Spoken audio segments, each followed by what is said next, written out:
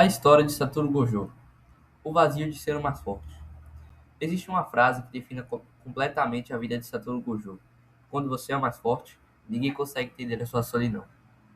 Durante anos, Gojo foi tratado como um deus dentro do mundo Jujutsu, um homem tão poderoso que mudou o equilíbrio do mundo apenas por nascer. Mas por trás dos óculos escuros, das piadas e da arrogância, existia alguém extremamente sozinho. Porque quanto mais forte ele ficava, mais distante ele ficava de todo mundo. E hoje você vai entender porque Satoru Gojo é muito mais do que apenas o feiticeiro mais poderoso de Jujutsu Kaisen. O nascimento de uma lenda. Satoru Gojo nasceu no poderoso clã Gojo, carregando duas habilidades consideradas milagrosas. Os seis olhos que permitiam enxergar a energia amaldiçoada, uma precisão absurda e a técnica ilimitada, passada por poucas gerações da família. A combinação dessas duas habilidades era tão rara que muitos acreditavam que ela só aparecia uma vez em séculos. Desde criança, sua existência mudou completamente o mundo. Maldições ficaram mais cautelosas e feiticeiros passaram a depender dele. Seus inimigos começaram a planejar uma forma de derrotá-lo antes mesmo de ele se tornar adulto. Gojo nem havia escolhido seu próprio destino, mas o destino já havia escolhido ele. Um garoto que nunca pode ser normal. Enquanto outras crianças brincavam, Gojo era treinado para se tornar uma arma definitiva do mundo Jujutsu. Ele nunca teve infância comum, nunca pôde errar, nunca pôde demonstrar fraqueza. Todos olhavam para ele como um prodígio, ninguém enxergava apenas um garoto. Quanto mais crescia, mais as pessoas admiravam seus poderes, mas menos elas conheciam que ele realmente era. Nito, o único que ele enxergava. Foi então apareceu Suguru Geto pela primeira vez, cujo encontrou alguém capaz de caminhar ao seu lado. Os dois eram considerados a dupla mais forte da história. Eles brigavam, competiam, riam juntos e pareciam invencíveis. Ao lado de Geto, Gojo finalmente deixou de ser apenas o mais forte.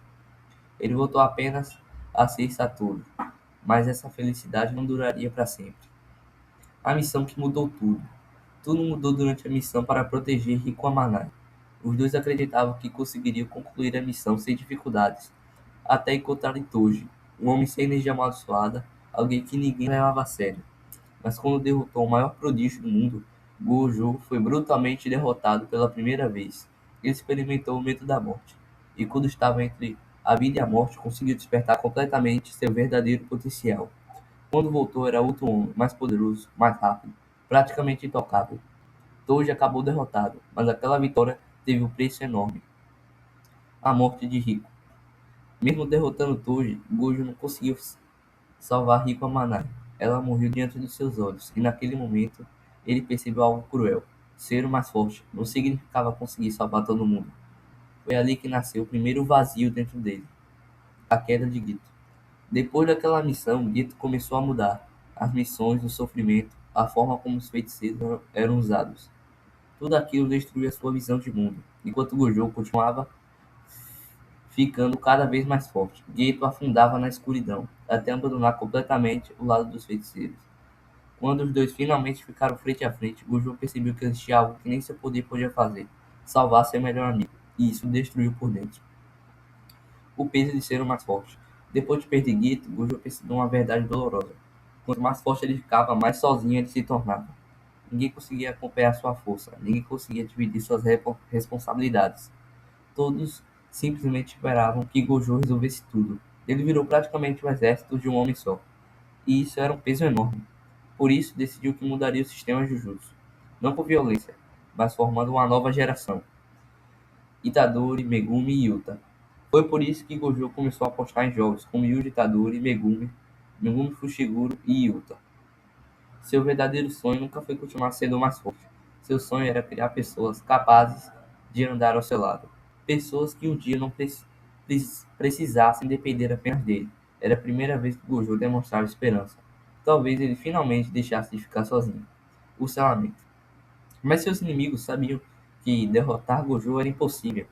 Então escolheram outra estratégia senão selá-lo. Durante o incidente de Shibuya, Kenjaku usou o corpo da prisão. E bastaram alguns segundos ao ver o corpo de Gito novamente, Gojo hesitou. Esse pequeno instante foi o suficiente. Um homem considerado invencível desapareceu do mundo. Sem Gojo, o caos tomou conta. Era a prova definitiva que todos dependiam dele. exatamente o futuro que ele tentava evitar. Gojo versus Sukuna. Após ser libertado, Gojo enfrentou Ryoma e Sukuna, a luta mais esperada de toda a obra. Foi um combate absurdo, expansão de domínio, técnicas reversas, azul, vermelho, roxo. Cada golpe parecia capaz de destruir cidades. Mesmo mostrando que era chamado de feiticeiro mais forte, Gojo acabou sendo derrotado. Sua morte chocou milhões de fãs, mas seu último sorriso mostrava algo importante. Pela primeira vez em muito tempo, ele não carregava o peso do mundo sozinho. Seus alunos continuariam lutando. O verdadeiro legado de Gojo. Muita gente acredita que o legado de Gojo é sua força, mas isso está longe de ser verdade. Seu verdadeiro legado são as pessoas que ele inspirou. Yuji, Uta, Megumi, Maki, Hakari. Todos cresceram graças à confiança que Gojo depositou neles. Ele entendia que nenhuma pessoa deveria carregar o mundo inteiro nas costas, porque foi exatamente isso que destruiu sua própria felicidade. Conclusão: Satoru Gojo não era apenas o mais forte. Ele era um homem preso no topo, um lugar onde ninguém conseguia alcançá-lo. Ele perdeu amigos, falhou em salvar pessoas importantes, viveu sendo tratado como uma arma, e descobriu que o verdadeiro peso da força não era vencer batalhas, era não ter ninguém para compartilhar esse peso. Talvez seja por isso que Gojo continua sendo um dos personagens mais marcantes dos animes. Porque no fundo, sua história nunca foi sobre poder, foi sobre solidão. E talvez o maior vazio de Satoru Gojo nunca tenha sido enfrentar seus inimigos impossíveis, mas viver em um mundo onde ninguém conseguia realmente entender. Se você gostou desse vídeo, deixa o like, se inscreve no canal e comenta aqui embaixo. Você acha que Gojo foi realmente morreu satisfeito ou ele ainda carregava o peso de ser o mais forte até o fim?